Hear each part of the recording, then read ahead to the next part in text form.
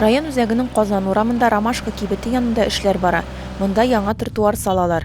Бу урамда яшәүчеләр әлеге үтенеч белән район башлыгына шәхси кабул итү барышында мөрәҗәгать иткәннәр иде.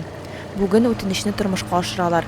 Тротуар муниципаль юл фонды программасы буенча ясала.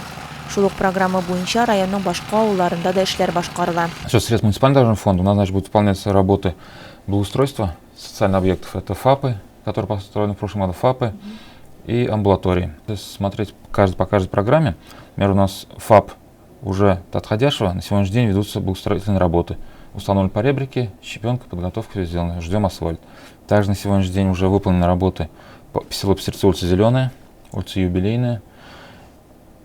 Начинаем уже село Кощаково, улица Газовая.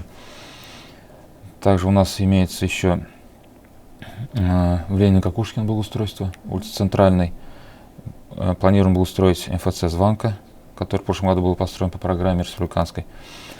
И ФАП «Атардубровка», амбулатория в Пановке. Район торак пунктларының 7 урамнарында юлларны вак-тар җәеп төзекләндерү программасы буенча яңарталар.